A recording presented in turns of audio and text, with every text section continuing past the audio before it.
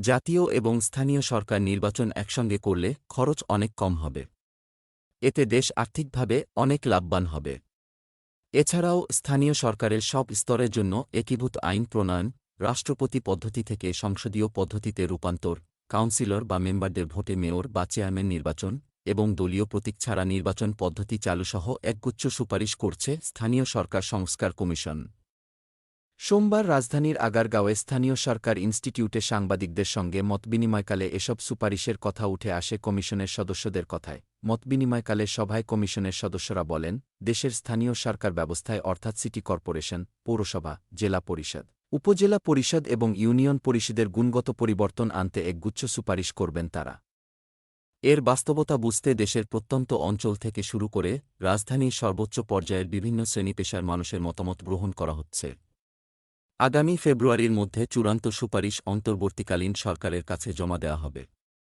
তারা আরও বলেন, জাতীয় এবং স্থানীয় সরকার নির্বাচন একসঙ্গে করলে খরচ অনেক কম হবে। তবে এখানে অনেক চ্যালেঞ্জ রয়েছে। এজন্য স্থানীয় সরকারের সব নির্বাচনকে একত্রে করার সুপারিশ করা হচ্ছে। এতে সুবিধা হবে, খরচ অনেকাংশে কমে আসবে।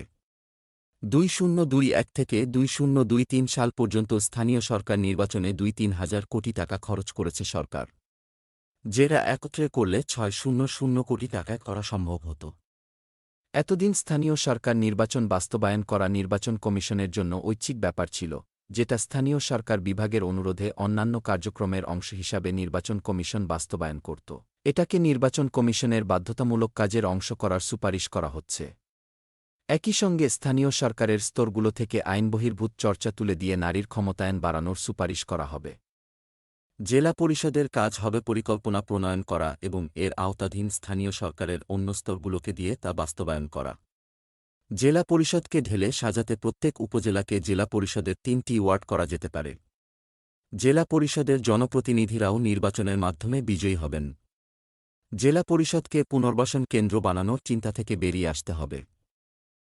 এছাড়া স্থানীয় সরকারের পার্বত্য জেলাগুলোর ভূমিকায় সংস্কারের প্রস্তাব নিয়ে ভাবছে কমিশন। স্থানীয় সরকার সংস্কার কমিশনের প্রধান অধ্যাপক ড. তোফায়েল আহমেদ বলেন, বিনা প্রতিদ্বন্দ্বিতায় নির্বাচন হওয়ার পথ বন্ধ করতে হবে। একক প্রার্থী থাকলে সেখানে পুনরায় তফসিল ঘোষণা করা উচিত। কত শতাংশ ভোট পড়লে নির্বাচন বৈধ হবে, সেটি নির্ধারণ করতে হবে। স্থানীয় সরকার ব্যবস্থায় সব সিদ্ধান্ত ও অনুমোদন করবেন জনপ্রতিনিধিরা। সরকারি কর্মচারীরা শুধু সাচিবিক ভূমিকা পালন করবেন। স্থানীয় সরকারের যে কোনো সিদ্ধান্ত ও অনুমোদনে জনপ্রতিনিধিরা সংসদ সদস্যদের প্রভাবমুক্ত থাকবেন। সংসদ সদস্যরা তাদের কার্যক্রমে কোনোরকম হস্তক্ষেপ করতে পারবেন না। জনপ্রতিনিধিদের কার্যক্রমের বিষয়ে অভিযোগ দেওয়া ও তার প্রতিকারের ব্যবস্থাও থাকতে হবে।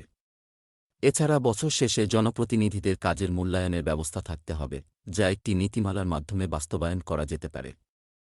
তিনি বলেন, স্থানীয় সরকার নির্বাচনে স্কুল কলেজের শিক্ষক বা চাকরিজীবীদের সুযোগ দেওয়া যেতে পারে।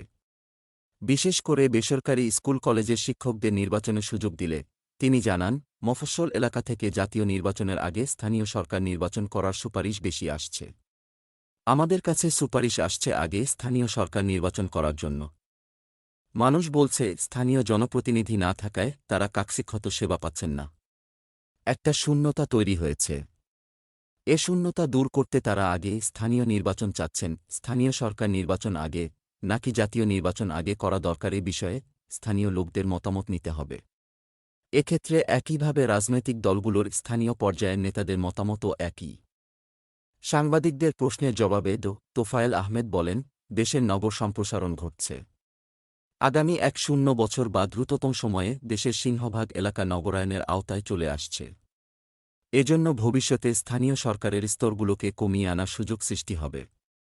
দেশে 2 ধরনের সরকার রয়েছে, এর একটি কেন্দ্রীয় সরকার এবং অন্যটি স্থানীয় সরকার। স্থানীয় সরকারকে ঢেলে সাজাতে কাজ করতে হবে এবং এটাকে গুরুত্ব দিতে হবে। স্বায়ত্তশাসিত হলে অর্থায়ন বন্ধ করা যাবে। তিনি বলেন, কেন্দ্রীয় সরকার সব ধরনের ট্যাক্স আদায় করে থাকে। সেখান থেকে স্থানীয় সরকার প্রতিষ্ঠানগুলোকে বরাদ্দ দিতে হবে। তাহলে স্থানীয় সরকার প্রতিষ্ঠানগুলো শক্তিশালী হবে, সেখানে মেধাবীরা চাকরি নেবে এবং একটি শক্তিশালী কাঠামো গড়ে উঠবে। তখন এসব প্রতিষ্ঠানের মাধ্যমে কার্যকরভাবে জনগণের সেবা নিশ্চিত করা সম্ভব হবে। মতবিনিময় সভায় অন্যান্যের মধ্যে উপস্থিত ছিলেন স্থানীয় সরকার সংস্কার কমিশনের সদস্য অধ্যাপক ড. ফেরদৌস আরফিনা ওসমান, আব্দুর রহমান, মাসহুদা খাতুন শেফালি, অধ্যাপক ড. মোহাম্মদ তারিকুল ইসলাম, ইলিরা দেওয়ান এবং অধ্যাপক ড. কাজী মারুফুল ইসলাম প্রমুখ কমিশনের সদস্যরা বলেন, দেশের অনেক পৌরসভার আর্থিক অবস্থা ভালো নয়। অনেক পৌরসভার মাসের পর মাস বেতন বাকি, এগুলো বিলুপ্ত করা যায় কি না তা ভেবে দেখতে হবে। পৌরসভাগুলোকে ইউনিয়ন পরিষদের সঙ্গে একীভূত করা যায় কি না তা নিয়েও সংস্কার কমিশন ভাবছে। একই সঙ্গে পৌরসভাসহ স্থানীয় সরকারের স্তরগুলোকে সাংগঠনিকভাবে শক্তিশালী করে স্বতন্ত্র সার্ভিস কাঠামো গড়ে তোলার সুপারিশ করব, এটা ক্যাডার বা নন ক্যাডার যে কোনোটি হতে পারে।